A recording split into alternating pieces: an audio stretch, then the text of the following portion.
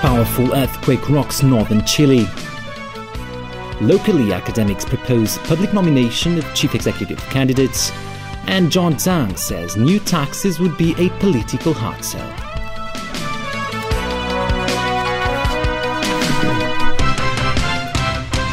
Good evening.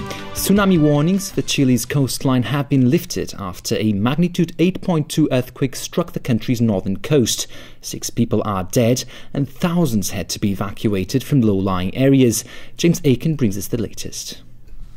And here in Hong Kong, a group of academics today put forward their proposal for universal suffrage in the 2017 chief executive election.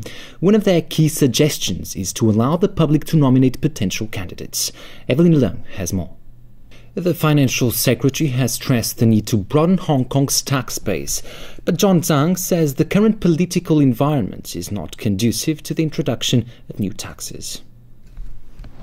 A structural deficit that could come in 7 years. That was the grim prediction of a report by a working group on long-term government finances that took into account factors such as an aging population and a soon-to-be shrinking workforce.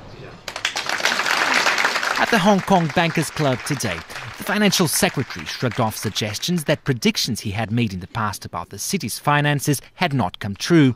John Zhang noted that it wasn't him who raised fears about a structural deficit, but a team of financial experts. He pointed out that a structural deficit may not actually come true, but that it's time society addresses the issue to try to prevent it from happening. Despite this, he ruled out the introduction of a goods and services tax. He noted the outcome of a consultation conducted by his predecessor, Henry Tang, which revealed that the public will not accept it. Tang agreed, however, that the issue of broadening Hong Kong's tax base is worth further discussion. The Secretary for Development insisted today Chief Executive Ling Chuning has not scrapped the scheme to build homes reserved for Hong Kong residents. Paul Chan stressed the Hong Kong Land for Hong Kong People policy can be put in place if necessary. The cost of water from the Dongjiang River on the mainland has gone up by 26% over the past 4 years. The government says the increase is reasonable and will adjust water charges accordingly. Stephanie Choi reports. NATO has suspended cooperation with Russia to protest its annexation of Crimea. The alliance says despite a partial troop withdrawal, Moscow still has enough military might on Ukraine's border to carry out a successful incursion into the country if it wanted to. Alan Buckner reports.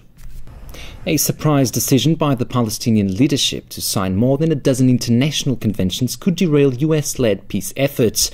Palestinian President Mahmoud Abbas is resuming a campaign for further international recognition of a state of Palestine. The conventions give the Palestinian leadership more leverage against Israel. That comes despite a previous promise to suspend such efforts during 9 months of negotiations with Israel. US Secretary of State John Kerry cancelled a visit to Ramallah after Abbas made the announcement. But a top Palestinian official insists they're not walking away from the negotiations to reach a peace deal with Israel. Thailand's caretaker Prime Minister Yingluck Shinawatra is facing another legal challenge that could remove her from office. The Constitutional Court has accepted a case of alleged misconduct brought by opposition senators against her over the transfer of a key government official in 2011. The senators accused Yingluck of abusing her position back then by moving the head of the National Security Council to an inactive post. The official was known to be an opposition supporter. Yingluck has been ordered to present her defence within 15 days. She also faces separate charges of negligence over a rice subsidy scheme, a case that could lead to impeachment. In Taiwan, lawmakers today failed to re-examine a contentious service trade bill with the mainland. And as Diane To reports, student protesters occupying the Legislative Yuan's main chamber are facing increasing challenges to keep up their fight. And in sports, given their poor form recently, Manchester United surprised a lot of people when they put up a good fight against Bayern Munich in the Champions League.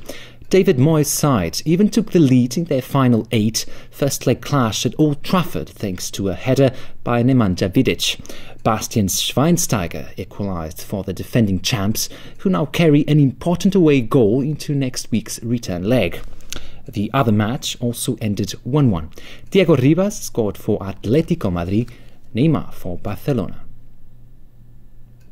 I'm happy with the performance.